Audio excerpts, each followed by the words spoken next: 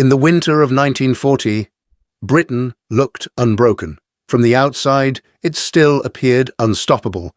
A vast empire, a global navy, a proud population refusing to surrender. The Royal Air Force had held the skies. The invasion had failed. But appearances were deceiving. Behind the speeches and the smoke, Britain was collapsing in a far more dangerous way. Not militarily, but financially. And the decisions made in that moment would quietly dismantle an empire without a single enemy soldier ever setting foot on British soil. By the end of 1940, Britain had been at war for just over a year. It was already exhausted. Modern war was not fought with courage alone. It devoured resources, fuel, metals, food, machinery at an industrial scale. Britain produced almost none of what it needed. Its factories depended on imported raw materials. Its population depended on imported food, and the Atlantic Ocean had become a killing zone. German submarines hunted British supply ships relentlessly. Every convoy lost tightened the noose. To survive, Britain had to buy everything it could from only one place, the United States. America was not at war. The public wanted nothing to do with Europe's collapse. Congress had built legal walls to keep it that way. Weapons could be sold, but only for immediate payment.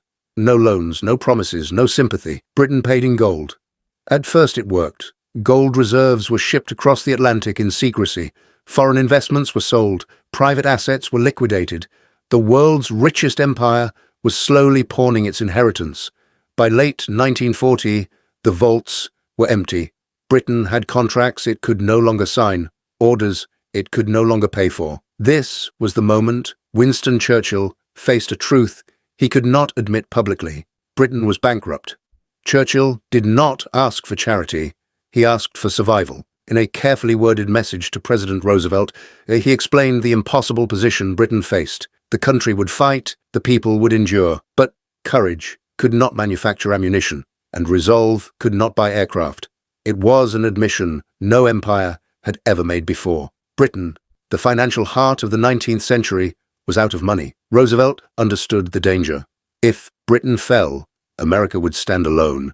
But helping Britain was politically toxic. So Roosevelt reframed the rescue. Publicly, the plan sounded generous. America would lend supplies to Britain, like lending a tool to a neighbor in a fire. Privately, it was something else entirely. Before assistance began, Britain was required to prove it had nothing left. American officials demanded full disclosure, every asset, every overseas holding, every profitable company. Nothing was off limits. Britain was treated not as an ally, but as a failing corporation. And failing corporations are stripped before they are saved. British-owned companies in the United States became targets. Highly profitable businesses were forced onto the market, not at fair value, but under pressure. Buyers knew Britain had no choice. Prices collapsed. What had taken generations to build was sold in months. The money did not go back to Britain. It went straight into paying American arms manufacturers. The empire was funding its own rescue by dismantling itself. The financial stripping was only half the story. Britain's navy was being bled dry in the Atlantic. To keep supply lines open, Britain begged for destroyers. America agreed, but nothing was free. In exchange for aging ships, Britain handed over long-term access to strategic bases across the Atlantic and Caribbean. Airfields, harbors, naval stations. America gained a permanent military footprint across the hemisphere. Britain traded future dominance for immediate survival. It was a fire sale of power. Hidden deep inside the Lend-Lease agreements was a single paragraph. It committed Britain to dismantling its imperial trade system after the war. That system had protected British industry for decades. It ensured British goods had priority within the empire. By agreeing to remove it, Britain agreed to open its markets to American competition. This was not about defeating fascism. It was about reshaping the post-war economy. Britain signed because it had no alternative. Bombs were falling. Ships were sinking. The treasury was empty. When America entered the war, the imbalance deepened. American factories expanded at breathtaking speed. British factories produced only weapons. Global markets, once dominated by Britain, shifted permanently to American companies. By 1944, the transfer of wealth was complete. The world's gold sat in American vaults. The dollar replaced the pound. Victory was approaching, but the empire was already gone. Britain expected a transition after the war. Time to rebuild. Time to adjust. Instead, aid stopped overnight. Ships carrying food were ordered back mid-voyage. The economic shock was immediate. Britain faced starvation within months.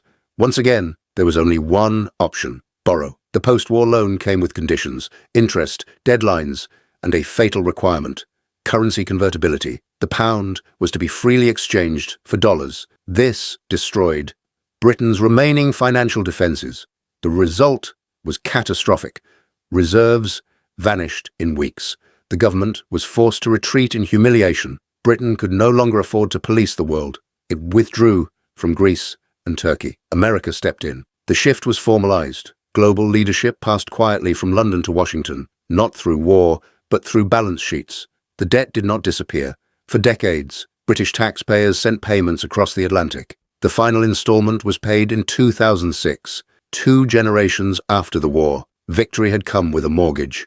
Britain did not lose the war. It won it. But winning required sacrifice on a scale unseen in history. The empire was not conquered. It was liquidated. Piece by piece, asset by asset. To save Europe, Britain sold its future. It was a noble decision. But economics does not reward nobility. It rewards leverage. And in 1940, Britain had none left. The war was won on the battlefield. But the empire was lost in the accounting books. And sometimes history is not changed by armies, but by who pays the bill.